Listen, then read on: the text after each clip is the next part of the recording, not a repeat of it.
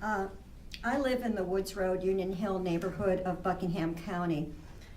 My husband have lived here in this quiet rural neighborhood, which is very adjacent to Union Hill. You might as well say I'm in Union Hill for about 32 years now. We live approximately 1 mile from the proposed compressor station. A little over 3 years ago, I received a call from a friend over in neighboring Nelson County. She asked me if I'd heard about the Atlantic Coast Pipeline, and more so if I was aware that a compressor station as part of the pipeline was proposed to be quite close to my home. I didn't even know what a compressor station was at the time. I soon was to learn. In the following hours, I became initiated into the club that no one wants to belong to. No offense to anyone here, because I know you're all lovely people. I've come to know that. Soon after, we had our first public meetings and organized as Friends of Buckingham. I meanwhile went house to house and talked to my neighbors who had no knowledge of the pipeline or the proposed location of the compressor station in our neighborhood. Our local governing body had meanwhile been meeting with Dominion Energy for many months and had even passed a resolution in support of the pipeline. And yet there was very little public knowledge of it and no public hearings. The first questions my neighbors and I had when learning about the compressor station were, of course, will it be safe, and what does this mean for our lives? We were assured by Dominion Energy that any air emissions from the compressor station would comply with all air quality requirements which are established to protect the public health, safety, and welfare. They told our local governing representatives and the public this time and time again during the subsequent public hearings and informational sessions. They told us, quote, "We would not operate the compressor station if we could not operate it according to stringent air quality requirements, regulations," unquote.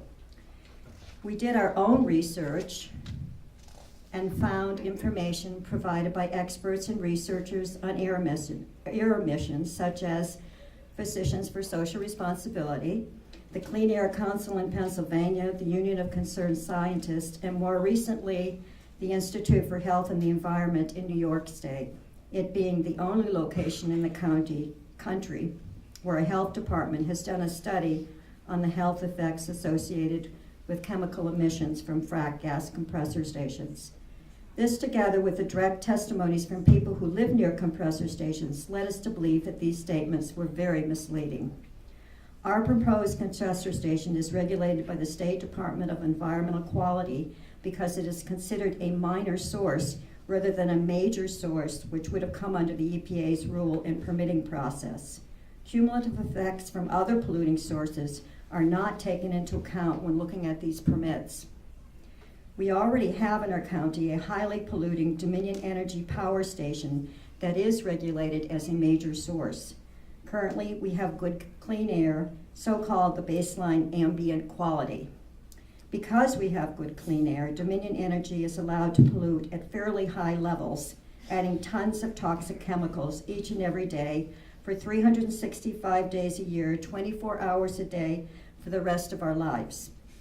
Although federal and state environmental laws and regulations are in place to protect the health of regional populations, they do not protect the health of groups most severely impacted in the areas surrounding compressor stations, especially during venting or blowdowns when more toxic pollutants are blown out into the air.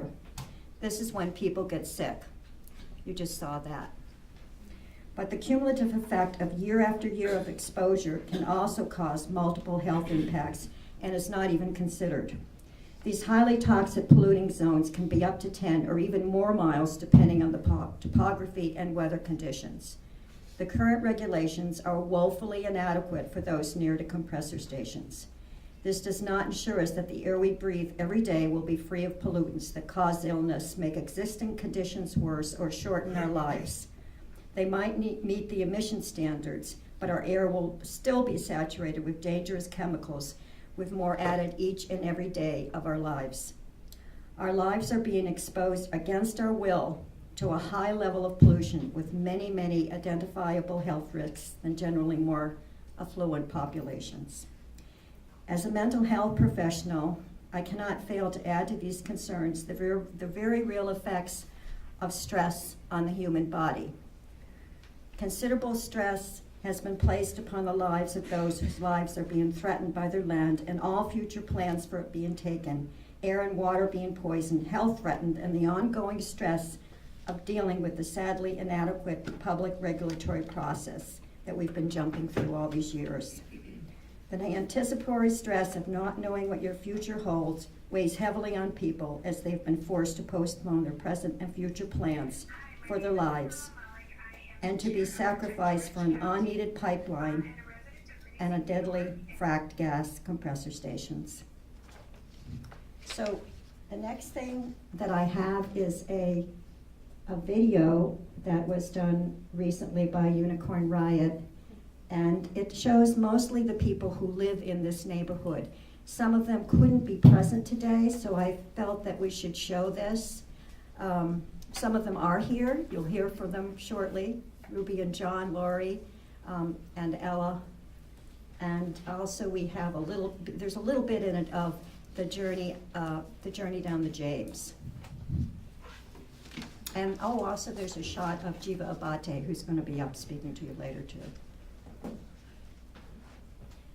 Well, I'll just say that high levels of stress that are over continuous periods of time create a lot of cortisol in the body, which is very harmful.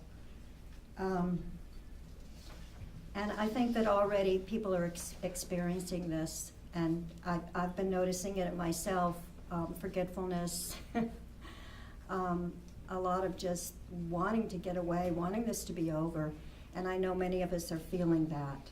So stress is such a big factor here that we're not really talking about a lot, but it certainly is happening.